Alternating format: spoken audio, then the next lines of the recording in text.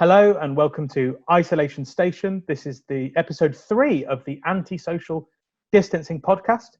We're currently on day, oh my goodness, I'm going crazy, please let me out of here, of the quarantine. And I'm joined here today by Isabela Diaz and Francesca Echaiz, who famously were here last year. And now they're doing something a little bit more interesting than going to school every day. Francesca and Isabela, how are you? Good. I'm fine. I'm keeping it simple during quarantine. Excellent. So how's life treating you? What are you doing right now? Studying a lot. Yes, like a lot. Like the university is actually like killing us. We have a lot of homework. We have a lot of works, like a lot of classes.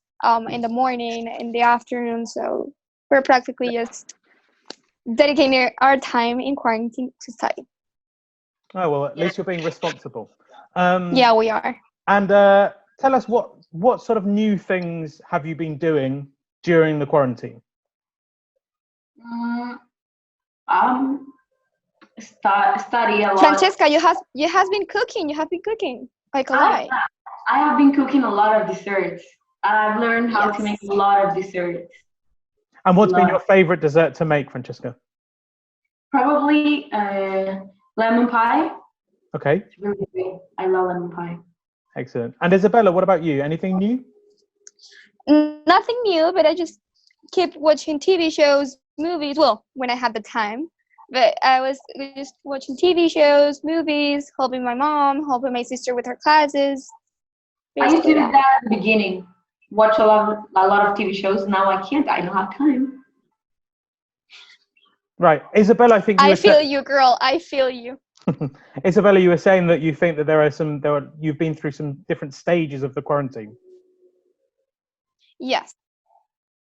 Like the first stage is like when you like quarantine, like it's normal, you know, like it's like you have just 1 week for yourself, just doing whatever you want. But then when you realize you can go out and you don't have like personal contact with other people, it's like, I'm not liking it that much. And then the time passes and you're like, oh my God, I'm actually not talking to anyone like face to face other than my family. So that's when you start hating quarantine. It's like, I need to go out. Like, for example, like myself, I never went like to the tiendita or something. Never. I just kept in my house all day. And then when I started the university, I was like, I don't have time for other things than studying. So I don't hate quarantine anymore. I just got like, I liked it now because I have more time to do the things that I need to do for my university. So I actually now like it. So it's like 3 stages: loving it, hating it, and liking it. Okay. I think you just like get used to it. Like. Yeah. So last week on the show, we talked about Netflix, and we talked about some Netflix recommendations. The two of you, what are your favorite shows to watch on Netflix right now? My favorite show right now is different than my favorite show of all times. Okay. My favorite show from all times is Grey's Anatomy. I think Francesca agrees on me with that. Yeah, I'm watching Grey's Anatomy right now for the first time. I feel like right now my favorite show is Grey's Anatomy, but my favorite show, like when I stop watching Grey's Anatomy, I think I'm gonna go back to Friends because I love Friends. Friends is a classic. I mean, you can't hate Friends. Yeah, I love Friends. I've watched it like 11 times. Yeah, Wow. I have watched it like a lot of times too. But my favorite TV show now, it's called Blind Spot. And tell us a bit about it, please. It's about this girl that comes out of bag in New York, and then when she comes out, she doesn't even remember her name, and the police thought she was like a terrorist and that there was a bomb in the bag. So you see all the people and all the government like really worrying, what is that? It's in the middle of New York. Mm-hmm. And then when she came out, she was naked. She was like completely naked, and all her body from head to toes was full of tattoos, like full of tattoos. And then when she turns around, her back says Kurt Waller, which is the name of a supervisor in the FBI. So when they take her to the FBI, they call Kurt and they say, you need to come to the FBI right now. They thought he maybe knew this girl. And then when she saw it, he's like, I don't know her, but I have this feeling like I do. So it's a mystery show. So yeah, it's a mystery show, and the TV show just tells the story about all her tattoos, because the thing is that her tattoos are keys to unlock corrupt people in the government. Oh, wow. And corrupt cases in the government. So, and with that, she tells the story about how it's like having a new life, because she doesn't remember hers. And there's a love story between Kurt and Jane, because she's called Jane Doe because she doesn't know her name. Right. So she's called Jane Doe. So with the time, they had like this little love story, but it's really complicated. So it's a really, really good TV show. It's one of my favorites right now. And you were saying that it's really unpredictable. Totally unpredictable. Like, you get really attached with the characters, and then you do it again, and it's like really, really good, but you can't expect what to feel or what to see. So I think it's one of the TV shows that it's out of the box. Okay, excellent. I think, Francesca, you're having some issues where you are. What? Yeah, I have. Okay, so thank you for your Netflix recommendations. I have to have a little watch, because personally I've never seen Grey's Anatomy, but I've heard lots of good things about it. Yeah. Okay, keep going. Oh, thank you. It's long, but it's great. It's totally good. Mm-hmm. So we're going to look back at the time when we weren't locked in our houses and that we were actually allowed to leave, and yeah, all that time ago. So thinking back to your time, I don't even remember what my life was. No, it seems like it's 10 years ago since we were told that we had to stay in our houses. I know. So thinking back to your time at MIC, what are some of your best memories? I feel like I've never liked school, like not Montessori, but other schools. I never liked them so much until I get to Montessori, and I feel like it was my best experience. I made a lot of friends, new friends. Our teachers, our teachers were more like friends. You know, we could talk to them when we needed help, and I feel like a lot of people. Well, I think, well, at least in my prom, I feel like we were really close. We loved each other. We were more like a family. I don't know if you feel like that way, Isabela. Yeah, I do. I totally do. I had the same experience as Francesca, but a year later, because I just moved to Peru, and it was like a whole new experience for me, because I was never the new girl, you know, and I was never like the foreign girl, and everyone's like, "Oh my God, you're from Venezuela," and whatever.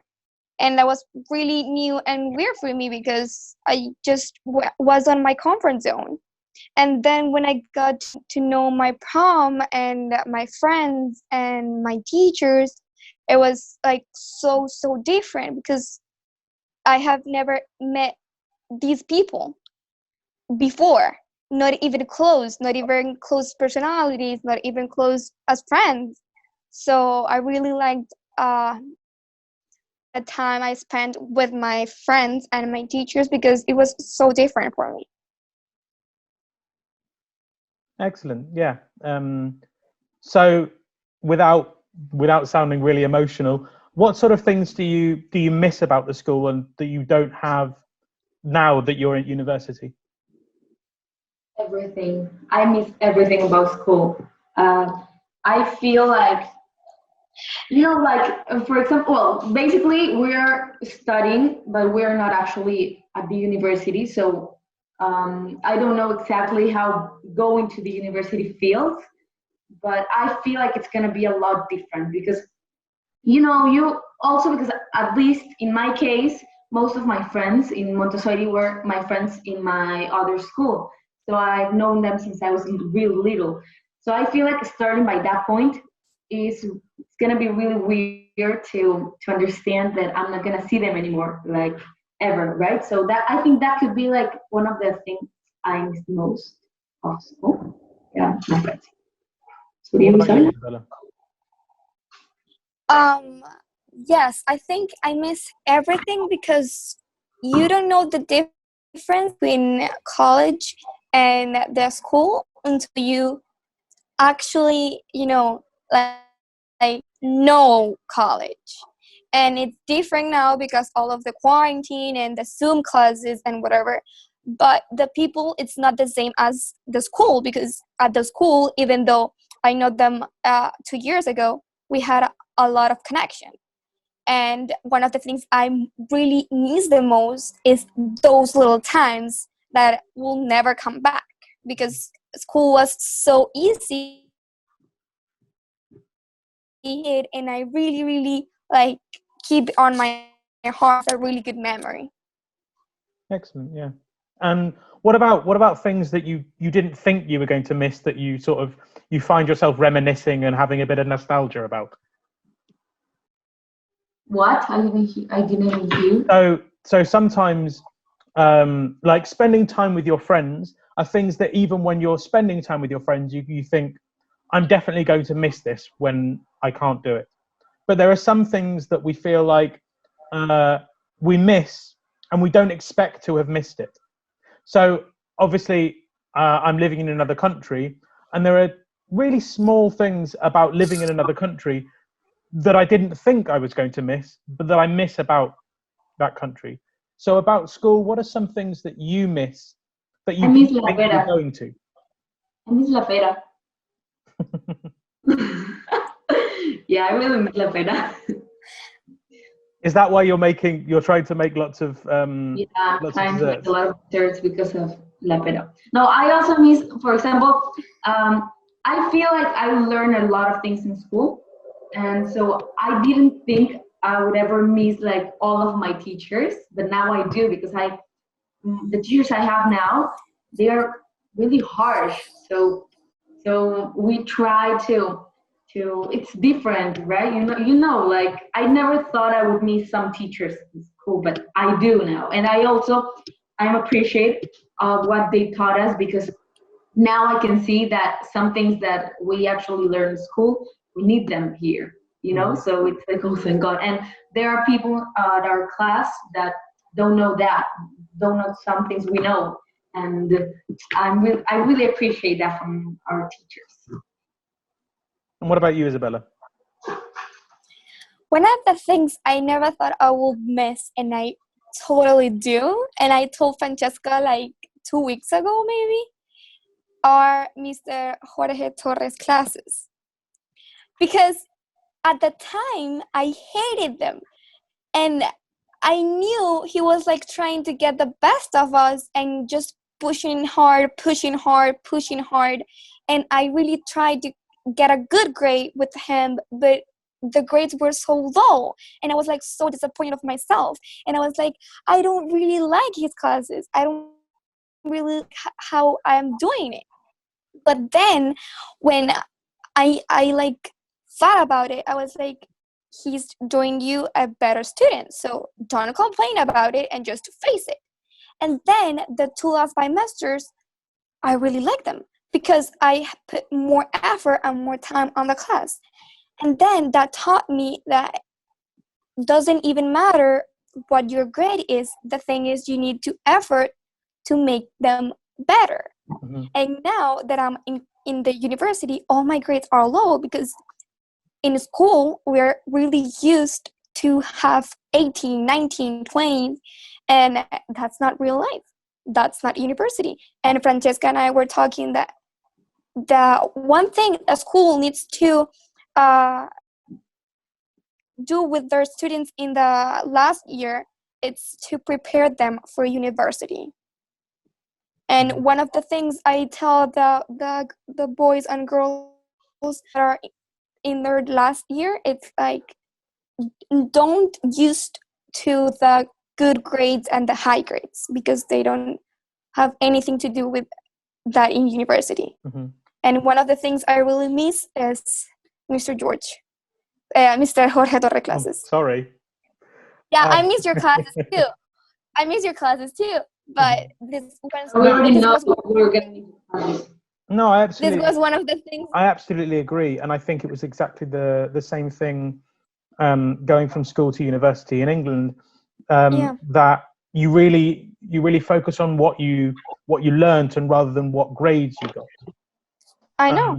And really, when I think back, my favorite teachers now were the teachers that pushed you hard, and that really, by pushing you hard, it really taught you self-motivation and responsibility and things like that, that weren't necessarily written on what I'm going to learn this year, but it's sort of because of that, I learned how to do that. I know, and I remember one time that Mr.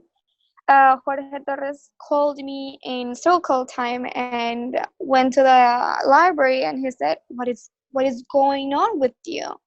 I mean, you had really motivation on the first semester. You were really great, even though your grades weren't the greatest, but you had a lot of motivation and you put some effort in your class. But now I see that out, and I was like, because all of my grades are disappearing, like I'm putting my effort and I don't see any results.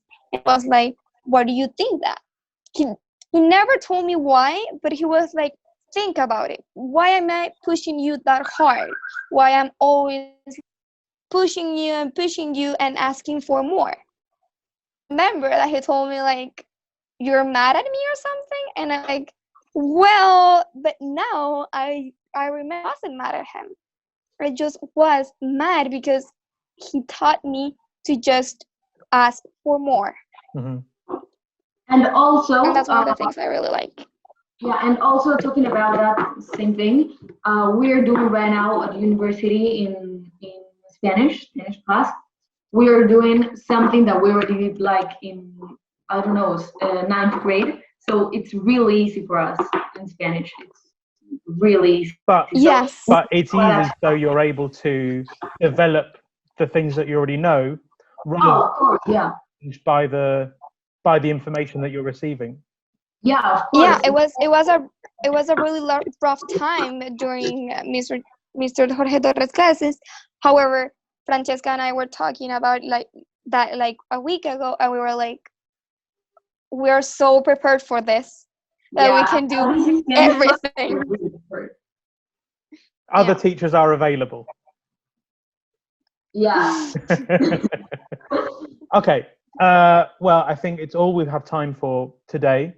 Thank you very, very much for coming on, and we hope to get you back as soon as we can, because you both have lots and lots that you obviously want to talk about, and we can talk about. If you're still listening and watching, thank you for staying with us. And I'd just like to say, if you have any ideas for guests that we could get on the podcast, or ideas for topics you'd like to see and hear people talk about, please write in and let us know. You can send a message to Mick on Facebook or on Instagram. You can reply to any stories that you see about the podcast. Just any ideas that you have, because this podcast ultimately is for you, and we want you to be involved in preparing it. So thank you very much, and we hope to see you again very soon. Bye-bye. Bye-bye. Bye.